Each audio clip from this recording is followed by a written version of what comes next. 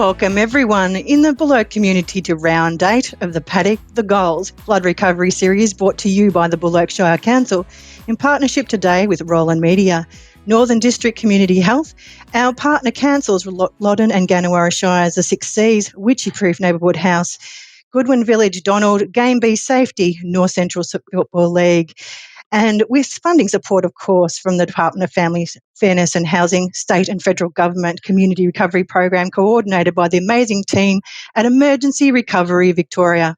My name is Jo Postlethwaite and I'm the Manager of Community Recovery at Bullock Shire Council, and I will be your host today. We'd like to acknowledge the traditional owners of the land from which we are broadcasting today and extend our respects to elders past and present and emerging. Once a dew is kicked off the turf after a cool start today, we are looking for a top of 17 degrees as we head to the Witchy-Proof Recreation Reserve for round 2 of finals. Good luck to all the teams today who finished 1 and 2 on top of the ladder, looking for a win to go straight through to the final dance in the North Central League final. This round, we'll be looking at how we are partnering with other organisations to gather data and provide information to support the mental health and wellbeing of our communities. We hope you're listening in from your car today at the North Central Football League. Football, netball, hockey, or if you're not a footy fan, you can tune in from home, on the couch, listen to a podcast, travelling in the car even, wherever you are. You can also catch past episodes by visiting Council's website at www.bullock.vic.gov.au. So let's bounce the ball for the first quarter and introduce to you our first guest, Mandy Hutchinson, Chief Executive Officer of the Northern District Community Health, or NDCH for short. Good morning, Mandy. Good morning, Jo. How are you today? Terrific.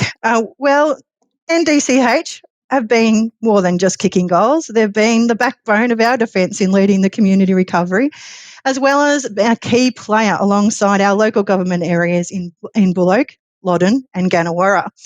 Mandy, imagine our local government areas as being a home ground where the community has faced some opponents like drought, let's call that a harsh tackle, and COVID-19 pandemic, which is kind of like facing the reigning premiers without a game plan.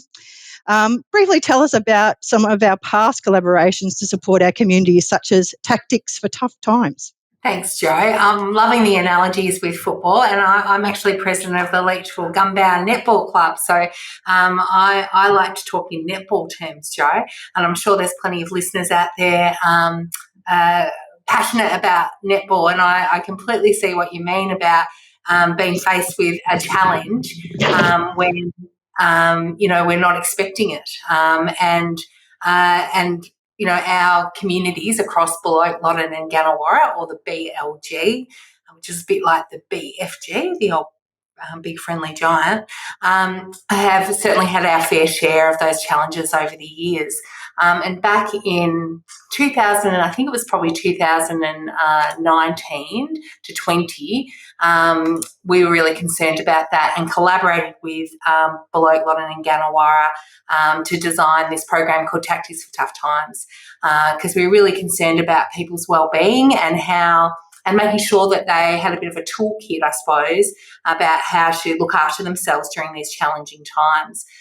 We used a framework called the 5 Ways to Wellbeing, and to sort of develop this program. And we had appointed a facilitator, Paul Lacey, who is also a good Maccorner footballer, and he went out on the road and had barbecues with groups all over the Bullock, Loddon and Gannawarra, whether it was at the CFA or at the men's shed or anywhere really he went.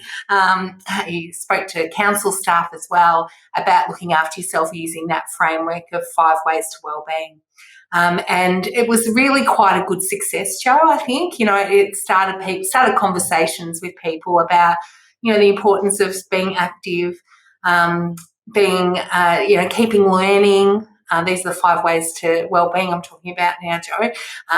Taking notice. And I really love this one in particular because I think, we getting back to basics, being mindful about things, like about the beauty of the area that we live in and the sunsets that we have, and, being part of a really beautiful local community, to give of yourselves. And, when we're talking about football and netball and any clubs really across our communities, the volunteering that happens across our community is so strong. So all these things, really help build our resilience and capacity, and that's what we tested back in 2019-20 in partnership with our local government areas to see if we could build some capacity and remind people about the importance of those things in building them into their everyday lives, so that we can keep well and safe and mentally healthy as well.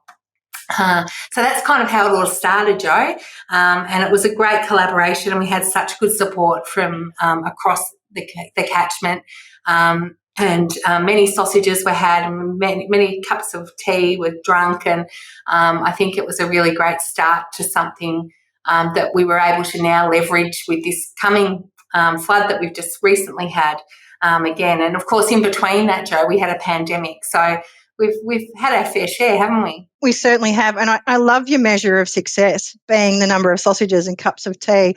I think that should be part of the initial strategy, and maybe that we can use that and a bit broader. So we know in football, netball and hockey, and in life, the game's not over until the final siren. Indeed, it feels like we've been caught holding the ball at times, but the good news is you're ready to take that free kick.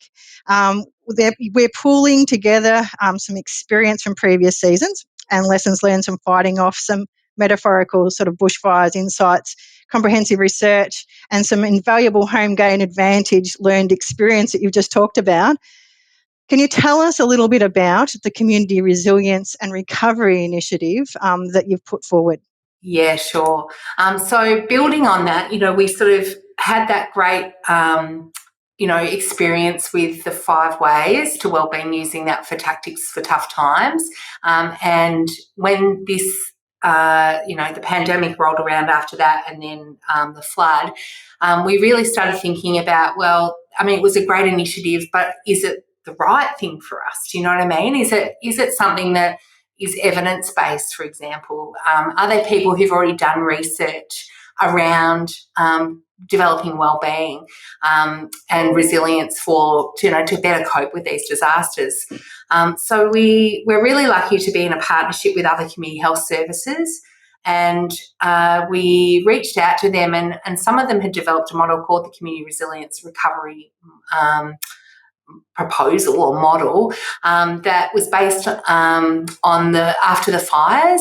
So Gateway Community Health, who's based up in Albury-Wodonga, and Gippsland Lakes collaborated to develop this model called Community Resilience and Recovery. And I was like, oh my God, that sounds exactly like, a little bit like Tactics for Tough Times, a little bit like what our experience has been. And so we were able to talk to them about potentially using their model to pitch to our BLG LGAs again, Paddock, and Ganawara, local government areas, to say, would this be something that we could partner with about again? And this time, we're going to use all those beautiful experiences that we have with Tactics for Tough Times, but we're also partnering with Melbourne University and using the research that they did after the bushfires to help inform what we're going to do. And we're hoping to use some lived experience. So we're going to be looking for some community volunteers to help be part of our steering group and our lived experience collectively ourselves as well. So it's really it's going to be bigger and better than Tactics for Tough Times. The idea is that we build resilience in communities and organisations in communities. So it could be the local CFA or SCS or local council or local CWA. It can be whoever we want it to be, any organisations, and we give them a bit of a toolkit about how to build resilience between disasters. And also the other thing we're really conscious of is that surge that we all do. Joe, you've been there, I've been there. We get the call, there's a flood coming. What are we going to do? And everybody gets, adrenaline starts pumping. Everybody, our communities are so amazing. They just find this strength, to sort of respond, and it's admirable. But there's also a cost to that. Some people can't bounce back as well as they once did, and we noticed that with this flood, particularly in Ganawara, where I was. We noticed that some people weren't able to bounce back.